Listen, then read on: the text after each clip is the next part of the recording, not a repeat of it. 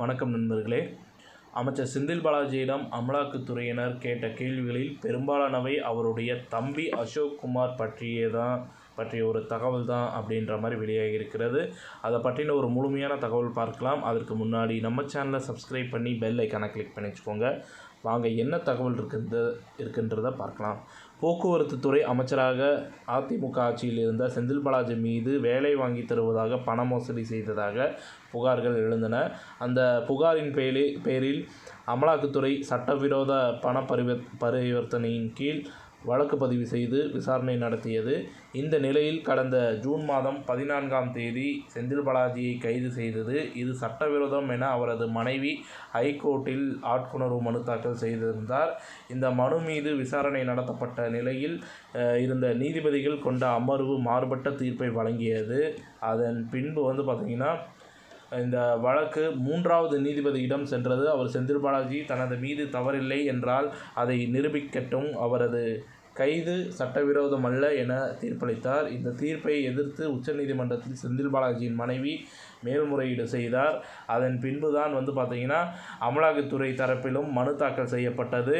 இந்த வழக்கு விசாரணையின் போது செந்தில் பாலாஜி தரப்பில் மூத்த வழக்கறிஞர் கபில் சிபில், முகுல் ரோத்தகியும் அமலாக்கத்துறை சார்பில் துஷர் மேத்தாவும் ஆஜராகி தங்களுடைய வாதத்தை முன்வச்சாங்க.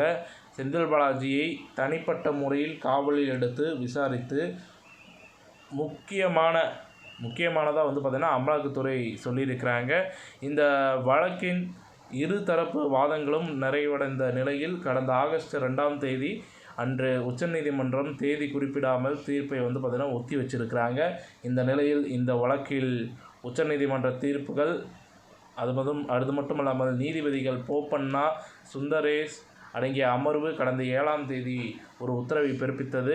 இதில் பார்த்திங்கன்னா செந்தில் பாலாஜி தொடர்ந்த மேல்முறையீட்டு மனுக்களை தள்ளுபடி செய்தனர். அமைச்சர் செந்தில் பாலாஜியை அமலாக்கத்துறை கைது செய்தது சட்டப்படி சரியானது. அமலாக்கத்துறை அடுத்த 5 நாட்களுக்கு, அதாவது ஆகஸ்ட் 12ஆம் தேதி வரை செந்தில் பாலாஜியை காவலில் எடுத்து விசாரிக்க அனுமதி அளித்தது உத்தரவிட்டனர். இதையடுத்து செந்தில் பாலாஜியை காவலில் எடுக்க அமலாக்கத்துறை சென்னை முதன்மை நீதிமன்றத்தில் மனு தாக்கல் செய்தது. அந்த மனுவை விசாரித்த நீதிபதி அல்லி வரும் 12ஆம் தேதி வரை அமலாக்கத்துறை காவலில் எடுத்து விசாரிக்க அனுமதி அளித்தனர். செந்தில் பாலாஜியிடம் நேற்று முதல் அமலாக்கத்துறை அதிகாரிகள் கேள்வி கேட்டு வருகிறார்கள். ஒரு நாளைக்கு 50 கேள்விகள் முன்வைக்கப்பட்டு உள்ளதாகவும் சொல்லப்படுகிறது. டைப் செய்யப்பட்ட கேள்விகளுக்கு செந்தில் பாலாஜி எழுத்து மூலமாக பதிலளித்து வருகிறார். அவரிடம் கேட்பதற்காக 400 கேள்விகளை அமலாக்கத்துறையினர் தயார் செய்து வைத்திருந்த நிலையில் தற்போது இதுவரை 250 கேள்விக்கு செந்தில் பாலாஜி அவர்கள் எழுத்துப்பூர்வமாக பதிலளித்துள்ளார். அதில் பெரும்பாலும் அசோக்குமார் பற்றிய கேள்விகள் பெரும்பாலும் இருந்தது. அசோக்குமார் கரூரில் கட்டி வரும் சொகுசு பங்களா குறித்து கேள்விகள் எழுந்துள்ளன. செந்தில் பாலாஜி பெரும்பாலும் தெரியாது, ஞாபகம் இல்லை என்றே கூறி வருகிறார். உங்கள் வங்கி கணக்கில் 1.34 கோடி ரூபாயும் உங்கள் மனைவி மேகலாவின் வங்கி கணக்கில் 29.5 லட்சமும் வரவு வைக்கப்பட்டுள்ளது. இது குறித்த கேள்விகளுக்கு செந்தில் பாலாஜி அது என் பணம் இல்லை என பதிலளித்திருக்கிறார்.